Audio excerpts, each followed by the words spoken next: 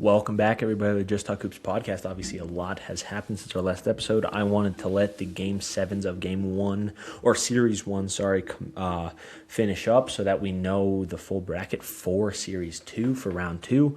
And now that that's happened, we're going to give my takeaways on Round 1 and my predictions for Round 2. So as I'm recording this, some other games are going on. So currently, I think Wolves Spurs is going on. Just want to get an episode out to you guys, so we're actually not going to be I'm not going to be watching that full game. I watched like the first quarter of it, but as I'm recording this, that's in progress, so it'll be done by the time you guys see this tomorrow. Same with Sixers Knicks, so possibly some takeaways will have changed in between them, but at the moment, that's the situation we're looking at. So first of all, for those of you video watchers, I'm sure you noticed new jersey. I think I've worn every other jersey type that we've had, like every jersey that I have throughout the episodes, throughout the show, unless I forgot one, which is possible. But this is the newest pickup. It's an Oklahoma City Thunder James Harden jersey. I thought it was fitting, seeing as we're talking about the playoffs, and the Thunder are obviously one of the best teams in those playoffs. So we're going to be talking about them. We're going to be talking about all the other series. Just a reminder, my Instagram account got shut down, so you guys probably will not be able to find that. But drop something in the comments if you want to discuss anything, debate anything, whatever that may be. And let's get right into it. So we'll start with our takeaways from the first round, then we'll get into the second round stuff. There's also been some other stuff around the basketball world happening with the new draft lottery rules, with the new college expansion into 76 teams. I don't love either of the rules. Draft lottery, I think that it punishes teams that are genuinely bad, and flattening the odds is going to make some teams stuck in poverty forever, which is not going to make it more enjoyable to watch than tanking. And the 76 team bracket, I feel like, is very biased towards big conference schools that didn't actually perform very well. They're just big conference schools that attract a lot of talent, so maybe they'll be better. But I think one of the coolest things about March Madness is seeing teams like St. Peter's or these random team, Oakland, these teams that you just don't hear about a whole lot otherwise, playing really well in the play or in the tournament, because they just they have fight, they have this drive to be there. So I'm kind of disappointed with that. We can do more in-depth stuff on all of that later, but at the moment, I think that I'm looking negatively at both of them. But it's possible that they proved me wrong and actually really helped things. So we'll talk about the draft lottery stuff more as we get into the offseason, though, because the draft lottery is coming up in a few days here. So we'll get right into the playoff stuff right now, because that is the most pressing matter at hand. Obviously, first round finally wrapping up. Let's start in the Eastern Conference, as we always do. Let's go to the 1-8 matchup. So last I recorded, I believe it was 1-1. So it's been a while since we've recorded. Takes have definitely changed. It was 1-1. Then the Magic went up 3-1. They played incredible basketball. And shout out to Paolo Banchero for an incredible series. Now, I don't know how sustainable his level of play is going to be, because we've seen it throughout his young career so far that he struggles with volume shooting, right? He struggles with off-the-ball movement. He struggles with this stuff. And we talked some about Paolo's struggles last week or 2 weeks ago, something like that. And I still think those issues are very present, but he did an incredible job this series. I feel like it's going to make Orlando buy into him.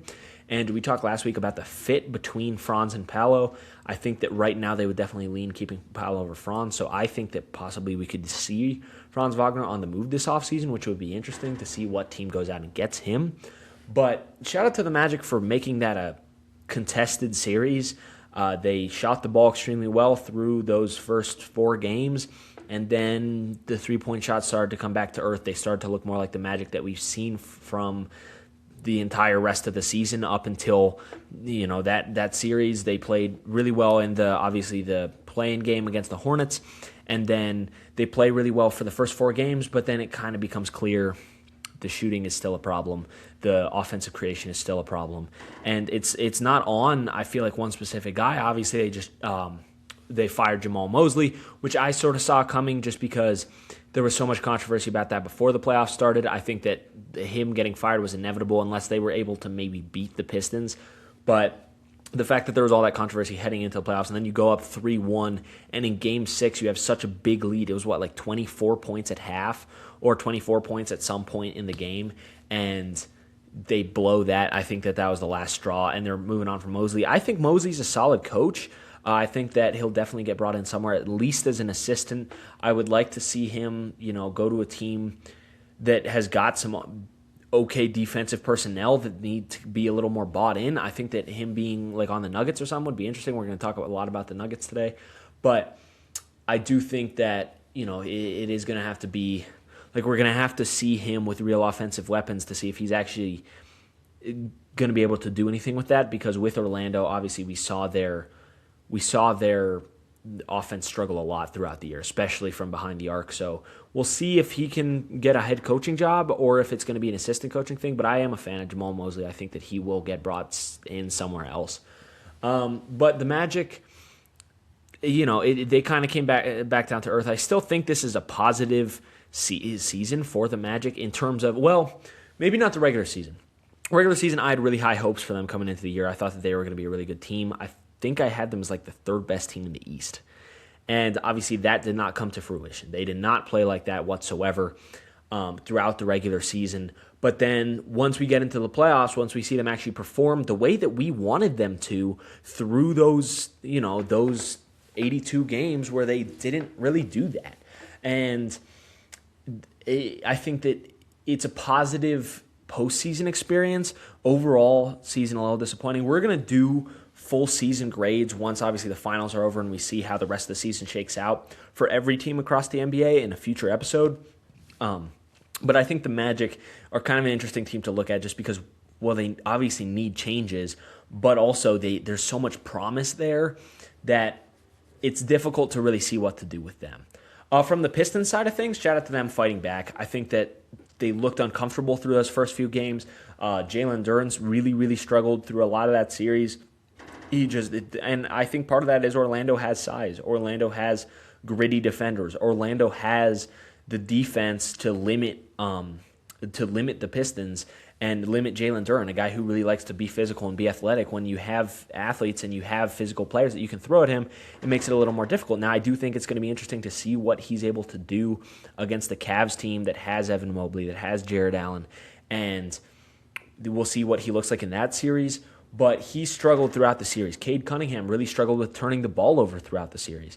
That was something that we really noticed as the series went on. It was he keeps having like 7+ turnover games, but then at the end of the series he turned up, right?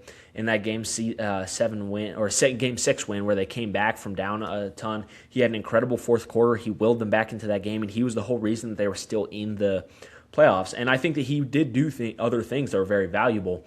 It's just keeping the ball. When you get into the playoffs, defense takes it up a notch. So keeping the ball safe and keeping the ball in a position where you're not going to turn it over nearly as much, I think that that's very, very valuable. And that's something that he's going to have to be able to do. And we'll see how he does against that Cleveland defense. I think that he will do better against the Cleveland defense because they don't have an incredible, point of attack defender, especially since, you look at, besides maybe like Keon Ellis, who I'm a really big fan of. Dennis Schroeder obviously is a guy who he gets his hands in there. He'll create issues. But when you're looking at, he's probably going to be going against James Harden, Donovan Mitchell for a lot of that series. I think that he can get past either one of those guys fairly easily. And I think that he should not have as many turnovers in that series. So that's something that's a plus for them. Asar Thompson played some really good defense throughout the series. And Tobias Harris stepping up big time in Game 7.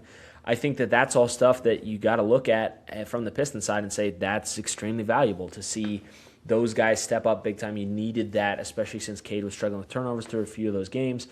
I do think that they'll look better against the Cavs than they looked against the Magic, just because the Cavs don't have as much of an answer to the way the Pistons like to play basketball. The Magic, they play basketball sort of similarly to the Pistons, where they're not an incredible three-point shooting team. They're physical, and they've got size. That's exactly what the Pistons do. And the Cavs, they're not that, right? They do have size. They have those two big men. But other than that, they're not a super physical team. They're not an incredible defensive team, especially since their guards are not good on the defensive end of the ball. And I think that that's something that's going to be something to look out for in that series. We will transition to the Cavs-Raptors series. From the Raptors side of things, I mean, they did more than I expected them to be honest. I did not expect this team to come out and look as good as they did. They were incredible at home, especially. Right, we saw that the home team won every single game of that series. Scotty Barnes had some really good games. RJ Barrett had a game winner. Brandon Ingram kind of disappeared for some of those games. He disappeared for part of that series, but a lot of other guys stepped up. I was really impressed with the player Jamal Shead in some of those. In some of the time, I was impressed with Jacoby Walters' play. I think that Colin Murray-Boyles, that's another one. I'm a huge fan of CMB. Him getting his first playoff series and playing hard and really doing a lot. Obviously, the Raptors coach was extremely high on him. He was talking a ton about him, and I think that he deserves everything that he has. Obviously, Colin Murray-Boyles, he's going to be a guy who he's going to be a guy who the Raptors build around. And whether we see that being, okay, maybe Brandon Ingram gets moved this offseason, or maybe they phase RJ Barrett out, whatever it may be, I think that Colin Murray-Boyles is going to be pivotal for this team moving forward. And I think that they should feel really good about how they played for a majority of that series. Obviously, you lost the series, so you don't feel great. The Cavs did get it done, and the Cavs, I wasn't completely sure about getting it done, but in Game 7, you just can't contain Jarrett Allen. That is not a recipe for success. Jarrett Allen has not been someone who has been incredible in the playoffs. We've seen it last year especially, or last year and the year before that, where the lights were too bright, right? That being a literal quote is not exactly what you want. But he had an incredible Game 7. I'm a huge fan of Jarrett Allen, so I was hyped to see him having such a great game. But, I think that the Cavs are a really good team. The Raptors shouldn't feel terrible about getting eliminated by the Cavs, and I think they should walk away feeling like, we tried. Obviously, you'd like to win that Game 7, and you're going to feel bad about Jarrett Allen dropping almost a 20-20 game on you, but that's what's going to happen occasionally in the playoffs, is you're going to get a guy who goes off, and sometimes you can't entirely control that. Now, Jarrett Allen should be able to be controlled, but it is, that I think that Jakob Poeltl is not the center of the future for the Raptors. I do think that that's something that's going to have to get moved. So it's something that's going to have to get addressed. Look in the market, right? Look in the free agent market. I think go after maybe a Nick Claxton type of guy. I think that could be valuable. And then your trading assets, well, maybe you want to move on from Brandon Ingram. Maybe you want to move on from RJ Barrett. Maybe you want to say, hey, Emmanuel Quickley's got a big old contract, and we want to move on from him and have Jamal Shead play as our starting guard. They had a lot of smaller guys step up.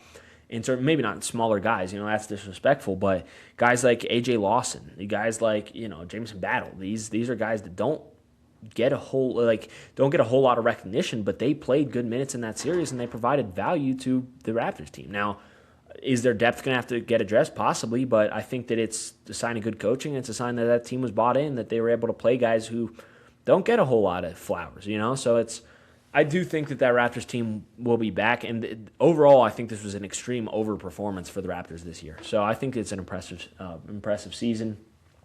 From the Cavs' point of view, there's a little bit of positive, a little bit of negative, right? On one hand, Jarrett Allen had the best game of his playoff career for sure. If you can keep that going, great.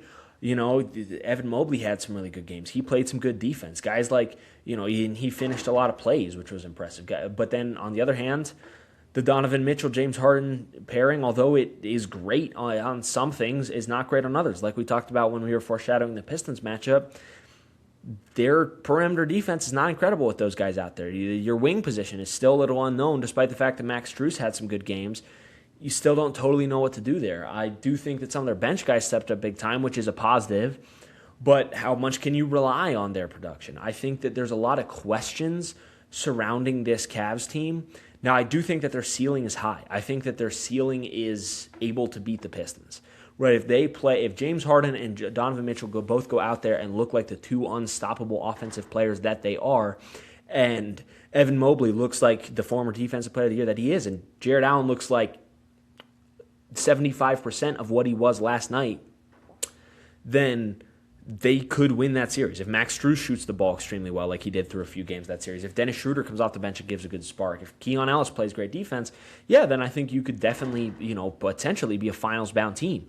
But if you can't do that, which it's possible that they won't be able to, then they're going to really, really struggle with a Pistons team that is going to capitalize on your mistakes, and they're going to play physical. and they're going to make it difficult for smaller guards like Donovan Mitchell to score easily at the rim. They're going to make it difficult for James Harden to get to his spots. Obviously, Harden's great at drawing fouls, but the Pistons have defensive personnel that they can throw at those guys. They have the Asar Thompsons, right? They have Kate Cunningham, who's a very solid defender, very solid shot blocker for a guard. They have tons of guys on that perimeter who can make it difficult. Dennis Jenkins, he's a fun player to watch. He's someone he'll make it difficult for you to do what you want to do. So I think that may be difficult for Cleveland, is getting past that Pistons offense. And past the Pistons defense, sorry. And the Pistons are coming in, they're feeling hot, right? They're feeling like they just came in, they just had a 3-1 comeback. And, a lot of people, I think, expected that 3-1 comeback to happen. But still, you win 3 games in a row, you're coming into the second matchup, you're saying, hey, I don't know if anyone's going to be able to stop us. So I think that potentially this Pistons team could come out on fire. And I don't know if the Cavs have the defense to slow them down, while the Pistons have the defense to slow Cleveland down. So my prediction, although I originally, when I made my full playoff bracket, I said that the Cavs were going to go to the conference finals, I don't think I can trust them quite enough against the tough Pistons team, who's shown a lot of fight and has shown improvement since those first couple games of the series. So I'm going to say Pistons in 6 here. I do think the Cavs win a couple just because they're a very talented team. You're going to get one Donovan Mitchell just goes off game. That's going to be difficult. And then you're going to get one where the Pistons just struggle to shoot the ball maybe, and the Cavs are able to capitalize on that and play some good, get into their offense. Maybe a game at home where their shots are falling and the Pistons just aren't. I think that those are the 2 games that you'd look out for in terms of what the Pistons will lose. But I do expect the Pistons to win that series. I just think that they have the mentality, they have the grit, and they have the personnel to slow down what the Cavs are trying to do. It is going to be one thing to look at of that big man battle of Duren. Is he going to be able to get going against Evan Mobley and against Jared Allen? I think that he will be able. They should be able to draw up some sets to get him some switches potentially. And obviously Evan Mobley is a very smart defender. He's not going to make that switch easy. But if you can get him onto one of those Cleveland guards and have him go to work in there, or have him on the offensive glass, something like that, then I do think that Duren could still get going. And maybe not to the extent of he looks like the second best player on the Pistons. You might still need Tobias Harris to step up, right? You might still need Asar Thompson to look really good, stuff like that. If you can't get any of them going, then I do think it's going to be difficult. But I don't think that the Cavs have the athletes to keep up with Detroit for a 7-game series.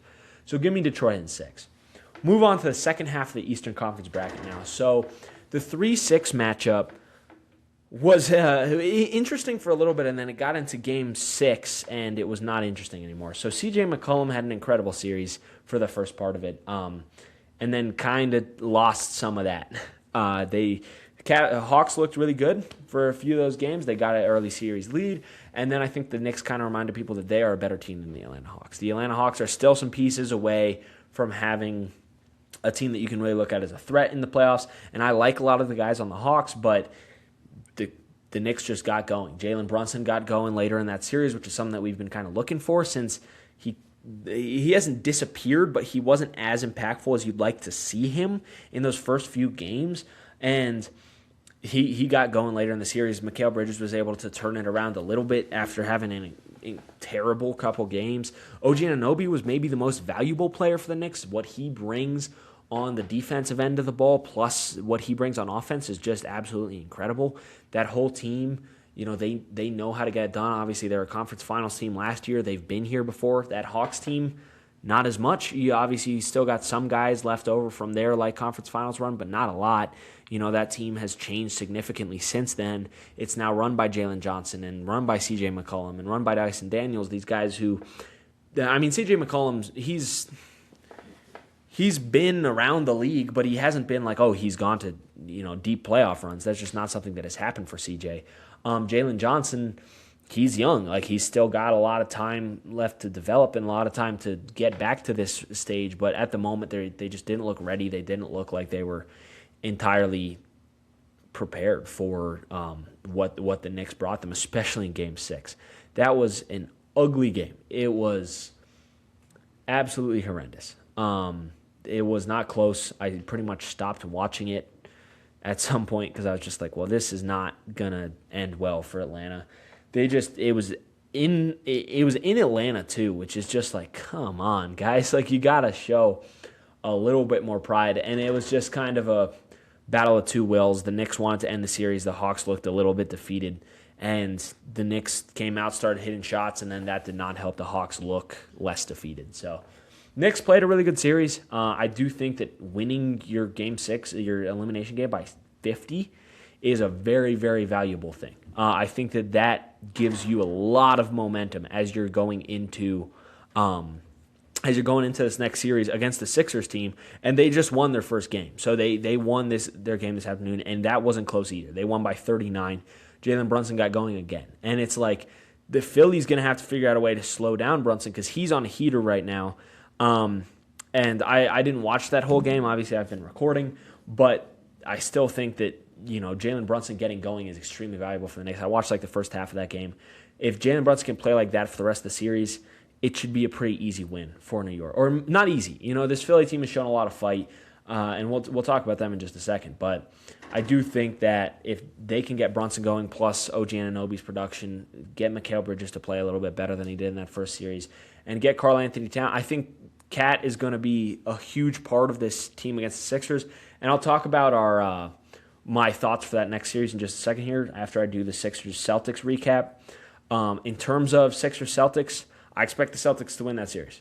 This is the most surprising series of the year to me so far.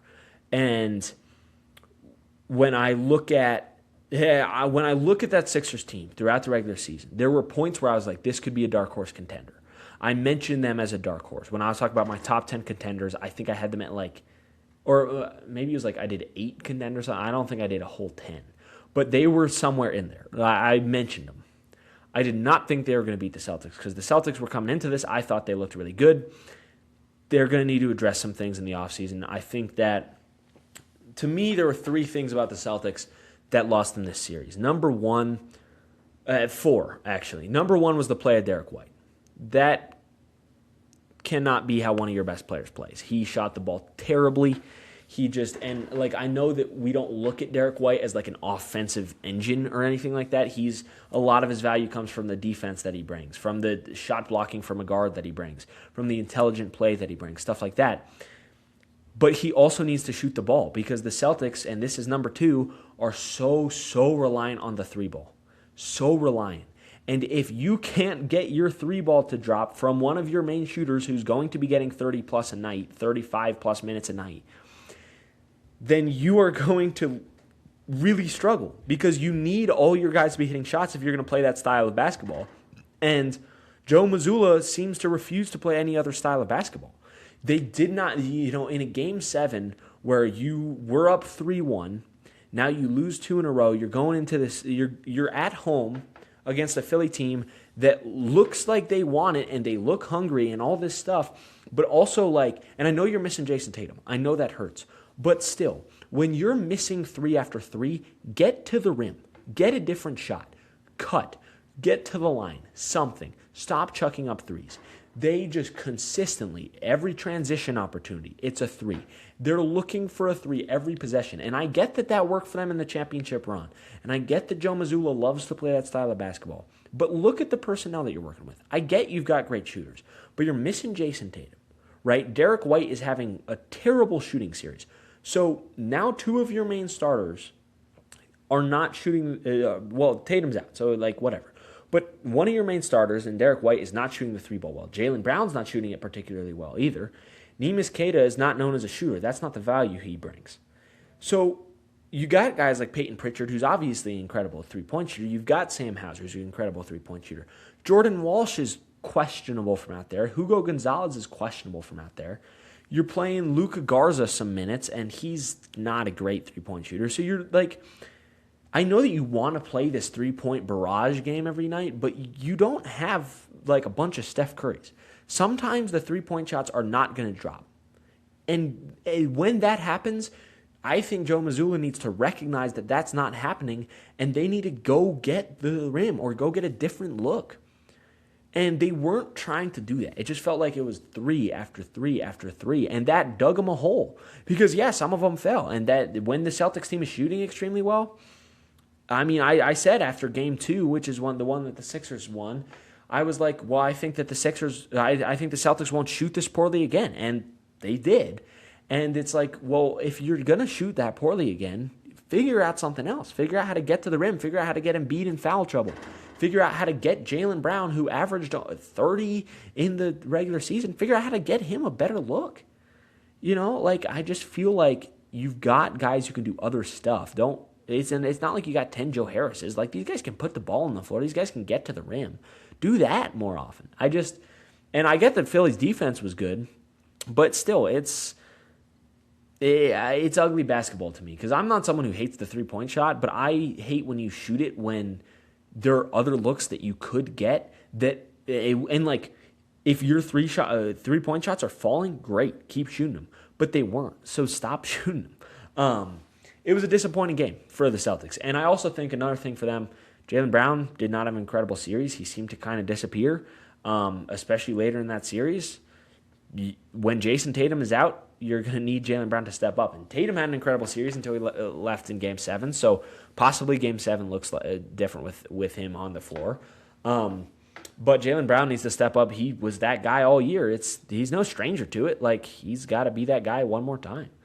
And then the last thing is their center rotation needs work. I like Keita. He's very foul prone, though. He gets in a lot of foul trouble. And I get that he's going against Embiid, who's incredible getting the line. He's an incredible scorer, but still, so Keita's getting in foul trouble. If that's going to be part of his game, fine. There are foul prone players. Look at Karl-Anthony Towns. There are foul prone players who are still very impactful. Neemias Queta is not as good as Karl-Anthony Towns, but if he's going to be foul prone, fine. You can deal with that. But the thing's going to become, so when he gets into foul trouble, who are we playing? Because you trade for Luka Garza, or not Luka Garza, you trade for Nikola Vucevic, and then you don't play him at all in Game 7, which I don't necessarily blame them because I wouldn't trust Vucevic to guard Embiid. He's not that good defensively, and he didn't play great offense throughout that series. He did not look great even at the end of the regular season. He did not look great. That trade is it looks worse and worse by the day. And then Luka Garza I like Luka Garza. Hawkeyes legend. I'm a fan of him because I like the Hawkeyes, but he's not built for we want him playing significant center minutes at Game 7 when you're going against Joel Embiid and two guards in VJ Edgecombe and Tyrese Maxey who are really comfortable getting to the rim, and you're going to need someone else you're going to need someone at the rim to protect the rim. Luka Garza's not the guy that I trust in that situation.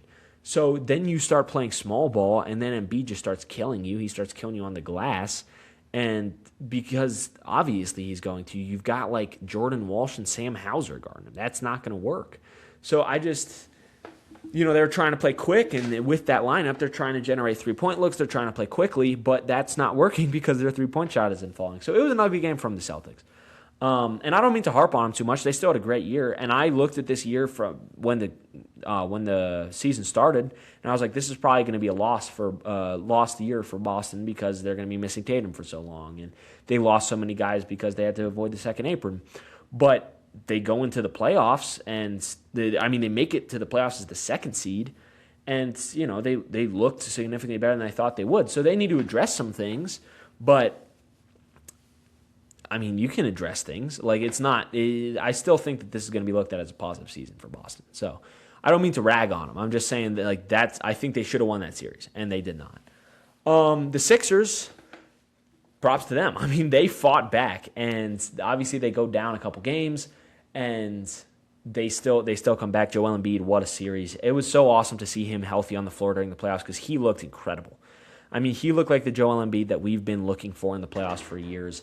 VJ Edgecombe had a great first series of his career. He looked really, really good. Tyrese Maxey, we know he's going to bring value. The guys stepped up. Paul George had a really good series. Everyone looked like they were comfortable, especially in those games where they're coming back. They looked really comfortable. They looked like they were sure of where they were, and they looked bought in. So I think that's a very, very valuable series for the Sixers.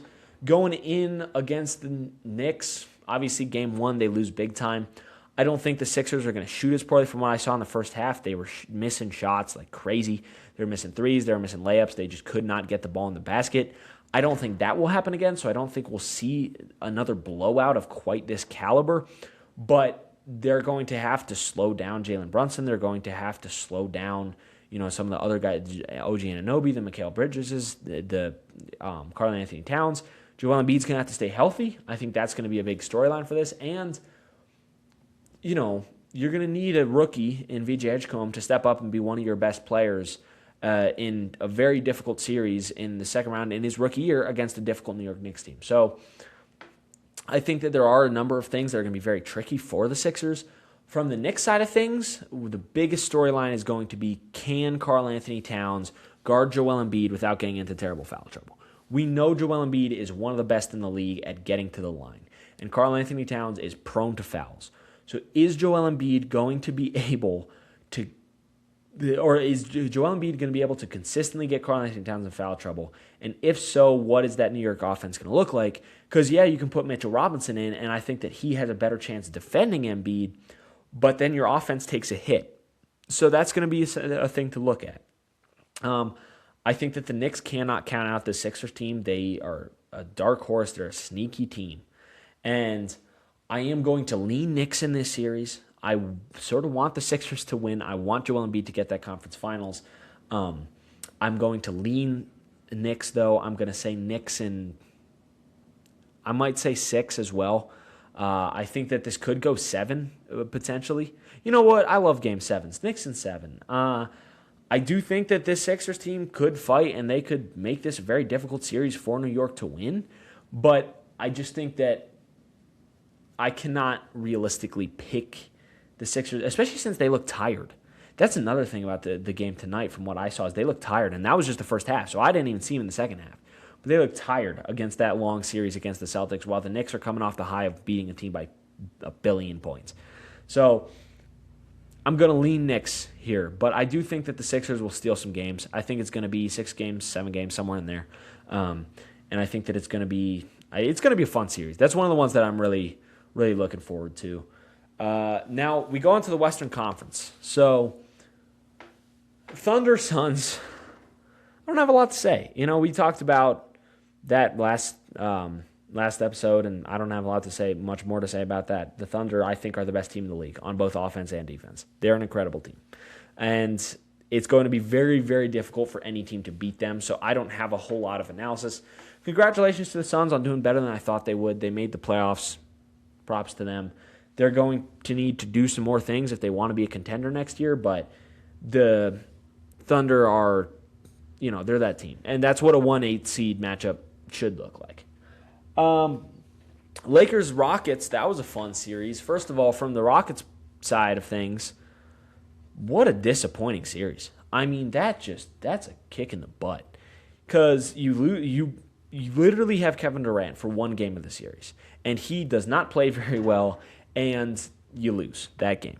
So the rest of the series, you are running your offense through Amen Thompson, who's a little hit or miss on the offensive end, and Alperen Şengün, who is the most frustrating good player to watch because it looks uncoordinated sometimes.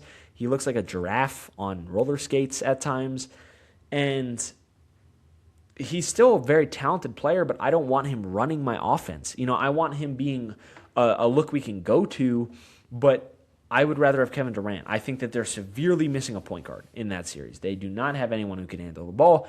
Kevin Durant does best when he's next to a point guard because he doesn't turn the ball over as much. When he has the ball in his hands and he's having to constantly put it on the floor, he's turnover prone. That's something that we've seen from Kevin Durant. So they're going to need to work on that. And I think that they're going to need to address a lot in the offseason. I know you're going to get Fred VanVleet back, but it's going to be interesting to see what they do with this team. Kevin Durant, there's been trade rumors about again, so we'll see if he's even there. But, I mean, just a disappointing series from the Rockets. Very disappointing. From the Lakers, I mean, what a series, right? You don't have Austin Reeves for the first 3 wins that you have. You don't have Luka Doncic for the entire series. And LeBron and a bunch of role players get it done, and people are going to learn not to count out LeBron at some point because the dude just does not lose. And I mean, the role players stepped up big time. Marcus Smart had an incredible series. I love that series for Marcus Smart. What a great series. DeAndre Ayton made some good plays. Luke Kennard shot the lights out. So props to the Lakers, getting that done, getting the series, win in a series that I expect them to lose pretty handily.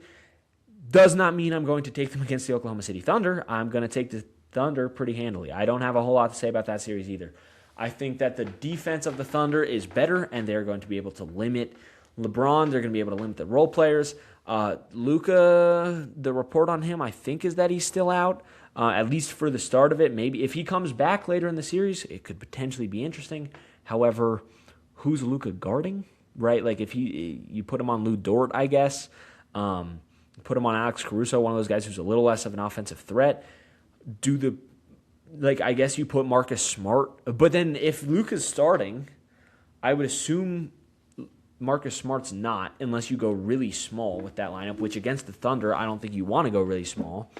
So you're playing, Luka Doncic and Austin Reeves as your backcourt. Someone's going to have to guard Shea. And I don't think I trust anyone on the Lakers besides maybe Marcus Smart. And even still, Shea's going to really make it difficult.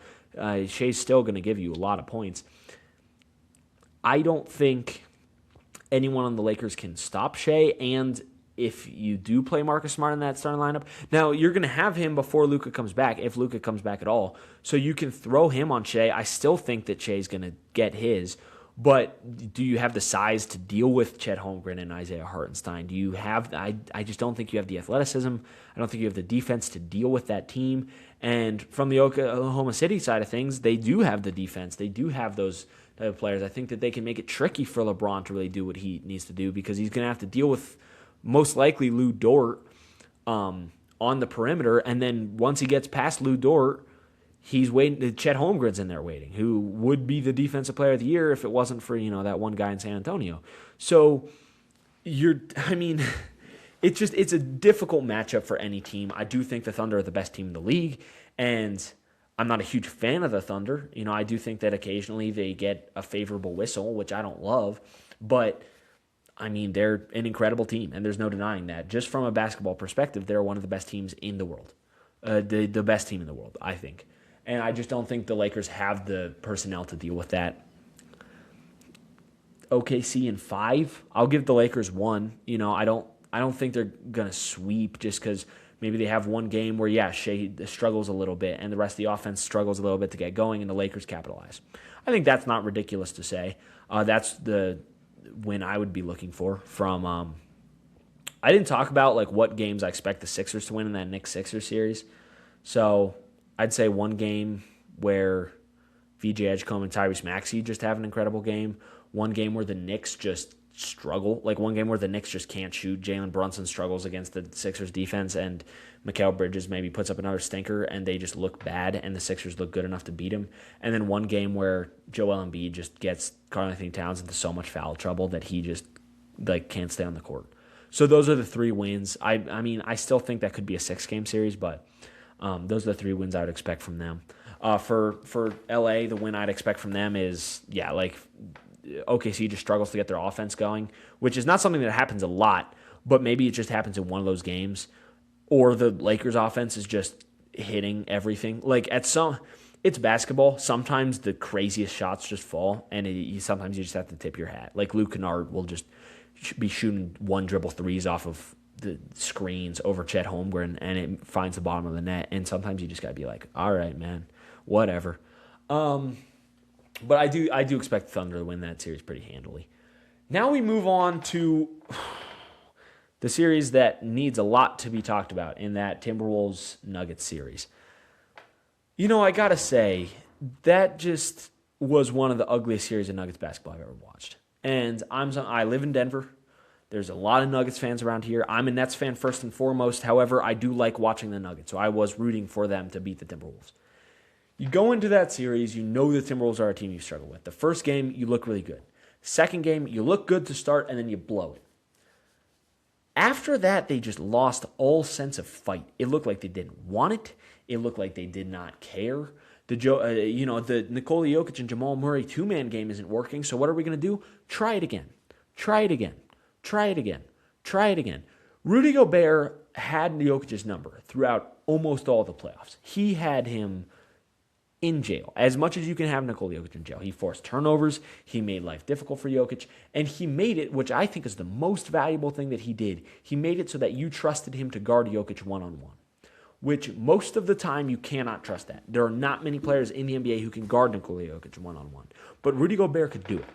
So now, if you're the Timberwolves, you don't have to double Jokic, so you can keep all your defenders on all the shooters.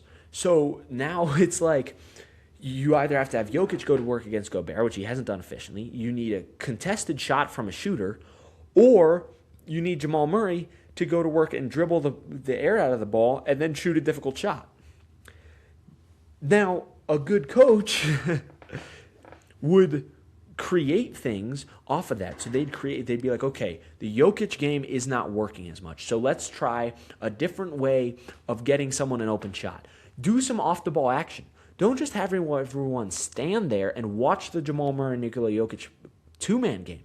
Have, Tim Hardaway Jr. and Cam Johnson both on the floor. Have them setting off-ball screens and curling around to try and get shots. Have two shooters doing it so that it's not like, oh, well, we can just both deal with the cutter and leave someone wide open in the corner, because it's like, well, we don't really care if Christian Brown's wide open in the corner because he shoots 30% from three. Have shooters running those. Have them run some sort of play. I thought Cam Johnson actually played good basketball throughout that series, especially in the last game of the series, because he was putting the ball on the floor. He was getting to the rim. He was being aggressive. He was making things happen outside of the Jokic-Murray game. That's what they needed. They needed other people to step up. Spencer Jones had a really big game. He stepped up. But it's like, it feels like they're just finding open shots and being like, well, they find an open shot occasionally and they're like, well, look, we are generating open shots. No, actually generate them. Actually make that consistently, because the Timberwolves have a great defense, and I'm going to give some props to the Timberwolves in just a second here. But first, it's the Nuggets. I think David Adelman did a terrible coaching job that series. He just didn't get people open. And you can't depend on the same two-man game to keep working over and over when it's not working. Jaden McDaniels made life really difficult for Jamal Murray, and Rudy Gobert made life really difficult for Nikola Jokic. So a lot's going to have to change. I think that Christian Brown got way overpaid. He does not provide nearly as much value as the Nuggets need him to. He cannot shoot the ball well. He's good in transition, but that's about all the value he brings. He's not actually a great defender, despite the fact that that's originally people were like, oh, he's great in transition. He's a good athlete. He's a good defender. I don't feel like he's actually very laterally quick. He can run the break when his downhill speed is great. If he's coming off a screen and driving, his downhill speed is great. His lateral speed is not actually that impressive. He can't stay in front of guys extremely well. And once people get past the Nuggets perimeter defenders, there's no one to defend the rim, especially when Aaron Gordon and Peyton Watson are out. You rely on Jokic or Jonas Valanciunas to defend the rim, two pretty flat-footed centers who can't get off the ground. And I think that, let me talk about Christian Brown for just one more second. Also, when I say his downhill speed coming off a screen is great. The problem is when he's coming off a screen, the defender goes under every single time because they're not scared about a Christian Brown three-point shot, especially off the dribble. So they can just go under, and now they can just wait for Christian. So even if Christian gets a fast first step, they have the whole first step room in front of them. So they just, he makes that fast first step. They have plenty of time to adjust because they're 4 feet off of him because you don't trust him to shoot. He is, he's someone who I think they way overpaid. Zeke Naji too. Those guys, they way overpaid him. They paid him way too fast. And now you're stuck with their contracts. And so now Peyton Watson's going to leave. Tim Hardaway Jr., Tyus Jones, and I really like Tyus Jones play throughout the series once they put him in, and Bruce Brown. All three of those guys are on contract years. And you don't have money, and Peyton Watson, and you don't have money to bring back all of them. I think that Bruce will resign because he loves Denver. Tyus, I don't know, and Tim maybe, but I think other teams would give him a lot more money. And if I'm Tim Hardaway Jr., I'd rather sign for $10 million than for the $2 million vet minimum. So you might lose Tim Hardaway Jr. and Peyton Watson, your two best bench players, and there's not much you can do. The trade assets are not great unless you want to move Murray or Gordon. And Gordon has been injury-prone, and Murray is so vital to that two-man game that you need someone who can create just as much offense. as him. And at that point, like, who are you going to get, So they're in a terrible spot. And honestly, I mean, I watched that series and I realized Nikola Jokic, he's a bad defender. And I know people will bring up deflections and they'll bring up steals. That does not mean defense. Defense is so much more than that, especially if you're a center. Because if your center cannot protect the rim, which Nikola Jokic cannot, then every time a player gets past your perimeter defense, which for the Nuggets is not hard to do, then it's just free 2 points.